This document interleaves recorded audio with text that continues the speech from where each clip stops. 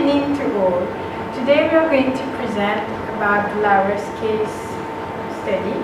I will start by presenting my team members who are Angela Valadon, Karen Figaro, Saina Naga, and myself, Anshta Zawai. I will start with a brief overview of the case study, which is about Laurus Mining Limited. It is a gold mining and exploration company, and they have decided to move its operations in Africa. However, the case presents about 3 different issues that the companies are facing, which we will further develop in our presentation. First of all, we have to identify the theories that companies have to refuse in for the betterment of the company. Theories at individual level include the management styles. For example, in an organization, management styles will reflect the culture and the values of the company. A good manager will help in organizing the company's resources as efficiently as possible to meet business needs and objectives. Leading by example is also another individual level theory. This should be the very motto of each and every manager. Promoting leadership skills will help our subordinates take initiatives towards the success of the organization. Entrepreneur having good entrepreneurial skills will enhance the success of the company, and not only this will affect also stakeholders as well as shareholders of the company, because making profit is the main motive of a business. Now, theories at an organizational level. For example, we have noted a good ethical code of conduct in the organization. In case there are dilemmas, company can refer to this ethical code of conduct for solving all the issues that they are having. In this case study, for example, there we have seen issues of facilitation payments or even bribery. Also, another theory could be about the CSR activity. Companies should provide for a CSR budget in order to promote their reputation and goodwill. Also, corporate governance could include the CSR activities, how to manage the business as efficiently as possible while having the right procedures and policies to implement in the organization. Strategic level theories include management practices in the organization. For example, in the Laurus case, management has decided to outsource its business in Africa.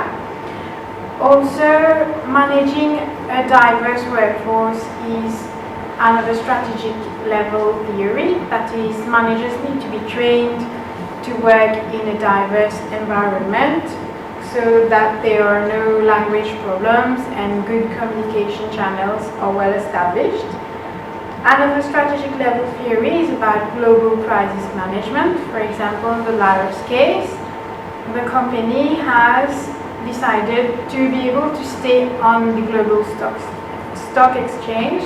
They have decided to move to Africa to maintain its profitability and stability of the business.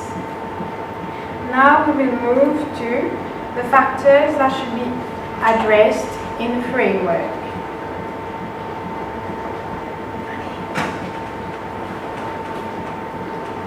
Thanks, Anshita.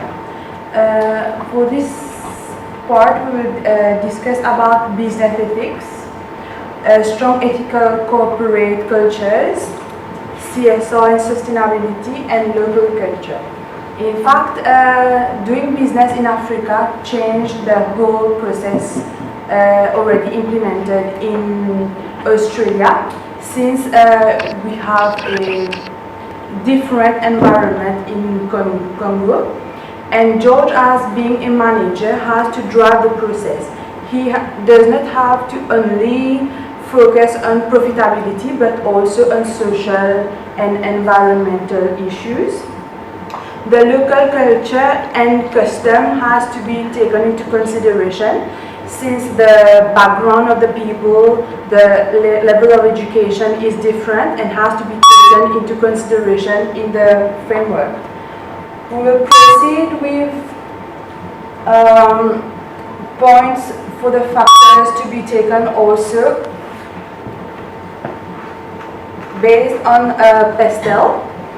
PESTEL, that is political, economical, social, technological, environmental and legal. In fact, as mentioned in the case study, and also to annex cases, newspaper cuts that we have annexed to the case study, we can notice that facilitation payment are very frequent in Congo, since government officials are not well remunerated.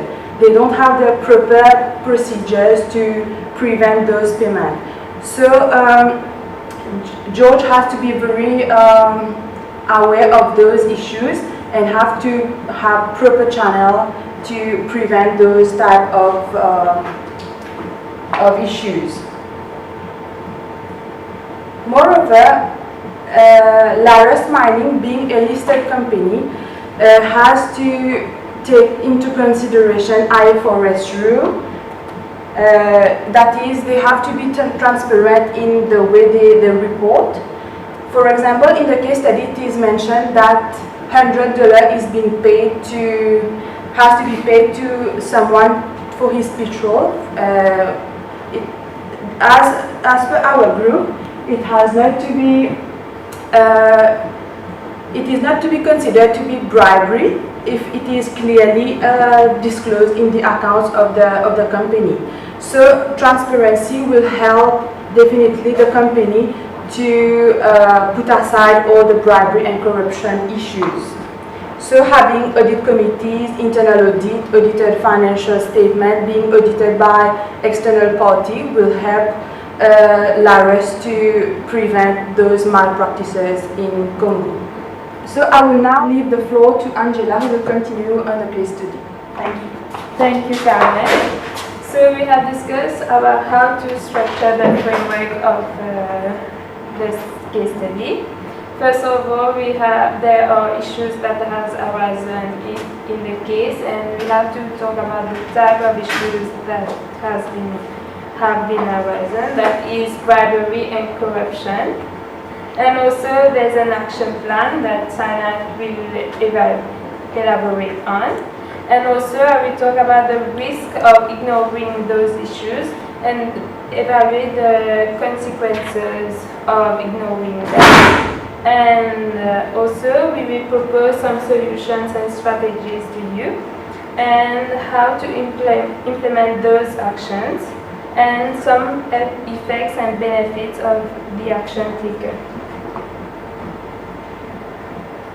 The different risks that we have seen in the case study are, first of all, the loss of experienced and skilled workers. That is when the company will go to Congo, there's the risk that the Australian workers do not want to join the team there. And also and if they don't join the team, there's the risk of having additional costs of recruiting and training new employees, which will also create costs of increasing cost of accommodation for those employees, as well as license for them.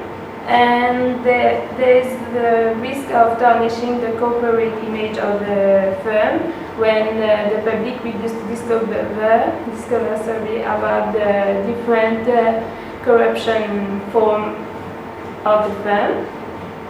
And also there's technological shipment and health and safety issues that have arisen also. And the proposed solutions and strategies that we have seen are, first of all, to promote cross-border trade across Africa, to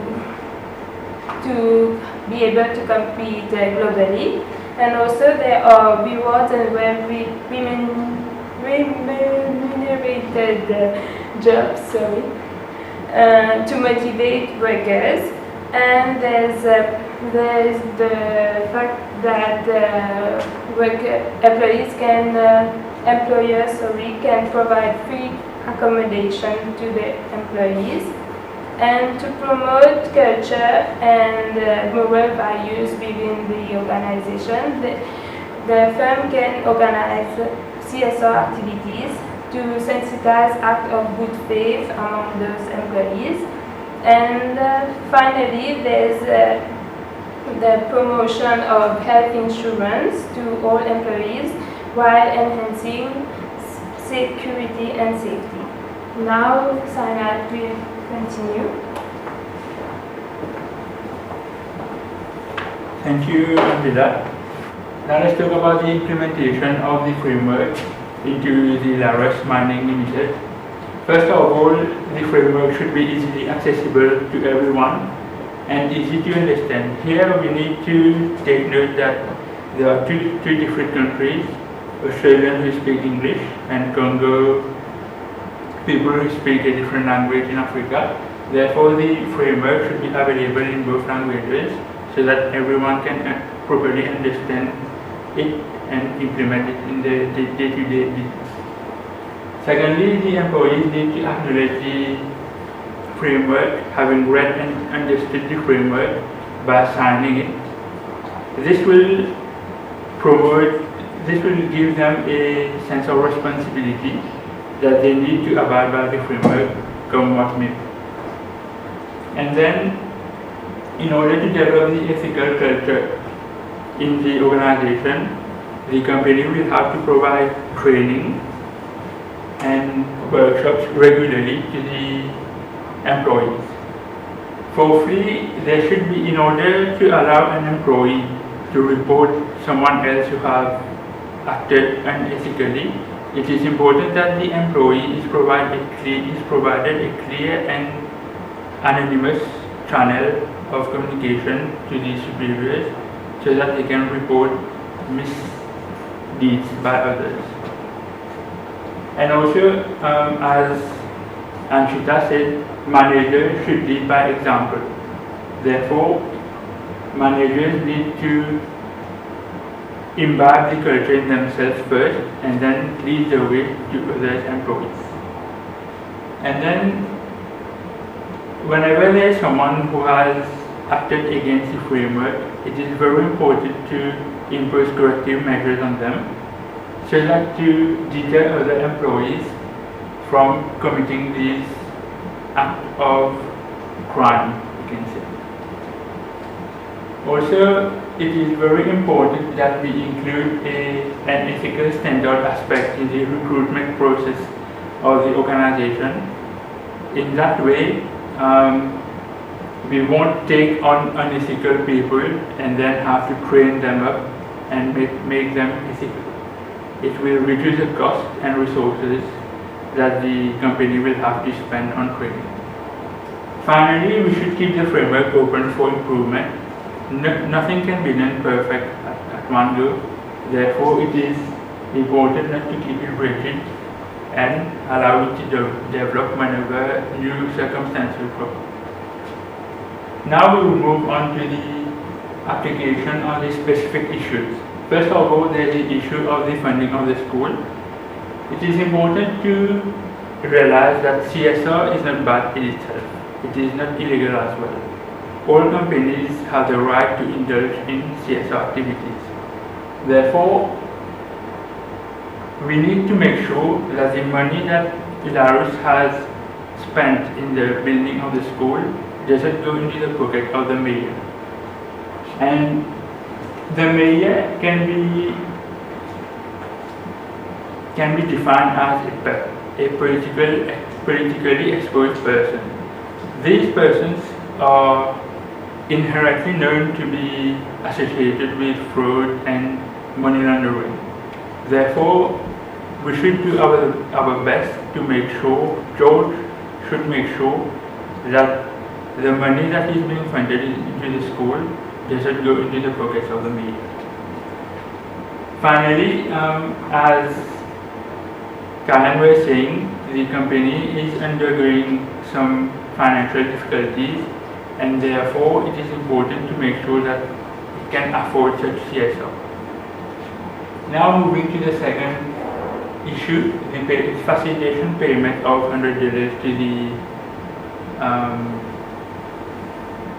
the person who will come and inspect the site, the mining site. Again, this is not a bribe.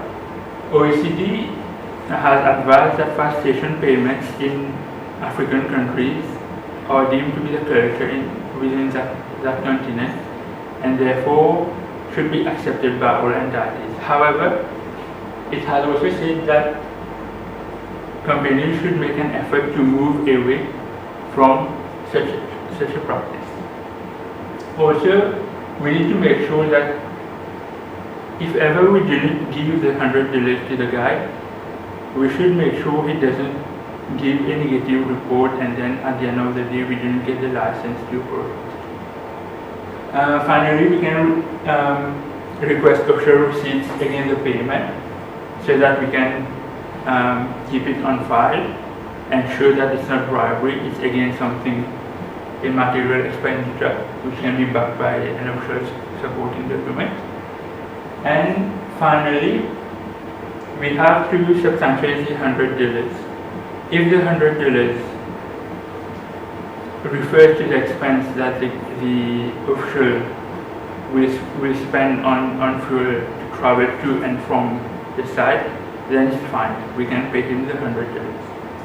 And now finally, we can move to the last issue, which is the payment of $200 to the minister's individual bank account. First of all, this is seen to be an act of bribery because we are paying this amount straight into the bank account of the minister and not into the governmental account. Therefore, we should certainly seek legal advice because this case is very delicate in nature, and even consider whistleblowing to the relevant authorities. However, if we do not make the payment, and there's a possibility that we don't receive the permit, and hence we won't be able to do business. And without business, Laros dies. So I thank you for your attention.